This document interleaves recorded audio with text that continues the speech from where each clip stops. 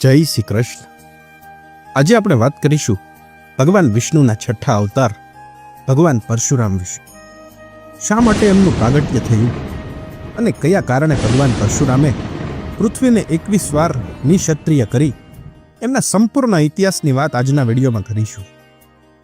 ભગવાન પરશુરામ એ વિષ્ણુના અવતારોમાં છઠ્ઠા અવતાર હતા, કે જે વામન અને રામચંદ્રજીની વચ્ચે ગણાય। પરશુરામ રેણુકા માતા અને ભૃગુ વંશીય જમદગ્નિના પુત્ર હતા। બાળપણમાં એમનું નામ તો રામ હતું, પરંતુ ભગવાન શિવજી પાસેથી પ્રદત્ત અમોદ પરશુને સદૈવ ધારણ કરતા રહેવાને કારણે એ પરશુરામ કહેવાયા। એમનો જન્મ અક્ષય તૃતીયા અખા ત્રીજને દિવસે વૈશાખ સુદ ત્રીજે થયો હતો। એવું માનવામાં આવે છે કે ભગવાન વિષ્ણુના અવતારનો જન્મ સંસારના બધા અભિમાનીઓ અને પાખંડી રાજાઓને સમાપ્ત કરવા માટે થયો હતો। જમદગ્નિની પત્ની રેણુકાને પરશુરામ પહેલા 4 પુત્રો હતા: વાસુ, વિશ્વાસુ, બૃહધાનુ અને બૃતવાંકવા। 5મા અને સૌથી નાના પુત્ર પરશુરામ થયા। 5મા પુત્રના જન્મ પહેલા જમદગ્નિએ પોતાની પત્ની સાથે તપ કર્યું, જેનાથી એમના સૌથી નાના પુત્રનો જન્મ થયો, જેમનું નામ એણે રામચંદ્ર રાખ્યું। રામ એક શક્તિશાળી યૌવન સાથે મોટો થયો અને પોતાના પિતાના શિક્ષણના કારણે એ પણ એમના જેવો જ ધનુર્ધારી બન્યો। પરશુરામ ગંધમંદન પર્વત પર ગયા અને ભગવાન શિવજીને પ્રસન્ન કરવા કઠોર તપસ્યા કરવા લાગ્યા। ભગવાન શિવજીએ એમને પ્રસન્ન થઈને એક વરદાન માંગવાનું કહ્યું અને પરશુરામે દિવ્ય શસ્ત્રો અર્પણ થાય એવું વરદાન માંગ્યું। શિવજીએ બતાવ્યું કે એમને એ વરદાન ત્યારે જ આપશે જ્યારે એ પોતાની યોગ્યતા સાબિત કરે। કંઈ કેટલાક વર્ષોની તપસ્યા પછી ભગવાન શિવજી ફરી પ્રગટ થયા અને પરશુરામને દેવોના શત્રુ દૈત્યો અને દાનવોનો વિનાશ કરવાનો આદેશ આપ્યો। દૈત્યો અને દાનવોના વિનાશ કર્યા પછી પરશુરામે પોતાની યોગ્યતા સિદ્ધ કરી અને ભગવાન શિવ પાસેથી એ અસ્ત્રો પ્રાપ્ત કરી લીધા। એકવાર સદ્યસ્ત્રાતા રેણુકા રાજા ચિત્રરથ પર મુગ્ધ થઈ ગઈ। એના આશ્રમ પર પહોંચ્યા પછી મુનિ દિવ્ય જ્ઞાનથી સમસ્ત ઘટનાથી જ્ઞાત થઈ ગયા। એમને ક્રોધાવેશમાં એક પછી એક એમ 4 પુત્રોને માની હત્યા કરવાનું કહ્યું, પરંતુ કોઈ જ તૈયાર ન થયું। જમદગ્નિએ પોતાના 4 પુત્રોને જડબુદ્ધ થઈ જવાનો શ્રાપ આપ્યો।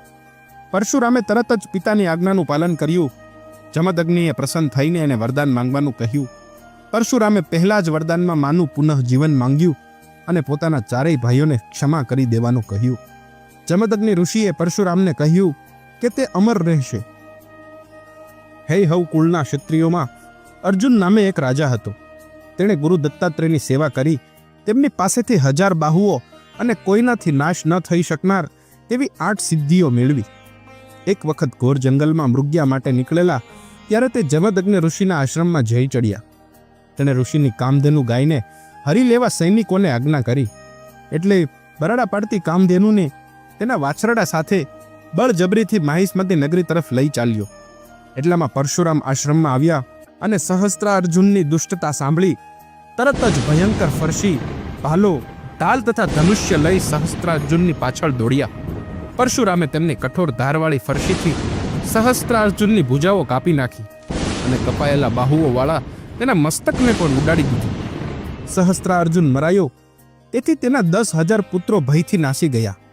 પછી પરશુરામે દુઃખી થયેલી કામધેનુને આશ્રમમાં લાવી પિતાને સોંપી। જોકે ઋષિ જમદગ્નિ આ સંહારથી દુઃખી થયા અને કહ્યું કે પરશુરામ, જેના પર રાજ્યાભિષેક થયો હોય તેનો વધ બ્રહ્મ હત્યા કરતાં પણ વધારે છે। પરશુરામને તેઓએ ભગવાનમાં મન લગાવી તીર્થ સેવન કરવાની શિખામણ આપી। પછી 1 વર્ષ સુધી તીર્થયાત્રા કરી આશ્રમે પાછા ફર્યા। સહસ્ત્રાર્જુનના પુત્રો વેર વાળવા જમદગ્નિના આશ્રમે આવ્યા અને તેમનું મસ્તક કાપીને લઈ ગયા। માતાને કલ્પાંત કરતા જોઈ પરશુરામે ફરીથી ફરસી ઉઠાવી ક્ષત્રિયોનો સંહાર કરી તેના 10,000 પુત્રોના મસ્તકોને કાપી નાખ્યા। પરશુરામે જોયું કે પૃથ્વી પર ક્ષત્રિયો પાપી અને અત્યાચારી બન્યા છે, તેથી પિતાના વધને નિમિત્ત બનાવી તેમણે 21 વખત પૃથ્વીને ક્ષત્રિય રહિત કરી। માતા રેણુકાએ પતિના મરણ સમયે દુઃખમાં 21 વાર છાતી કૂટી હતી, તેથી પરશુરામે 21 વાર પૃથ્વીને નિક્ષત્રિય કરી હતી। તો મિત્રો, આ હતો ભગવાન વિષ્ણુના અવતાર એવા ચિરંજીવી પરશુરામ ભગવાનનો ઇતિહાસ। જો આ વિડીયો પસંદ આવ્યો હોય તો લાઇક શેર અને કોમેન્ટ જરૂરથી કરજો મિત્રો. મળીએ ફરી પાછા નવા વિડીયો સાથે. જય માતાજી.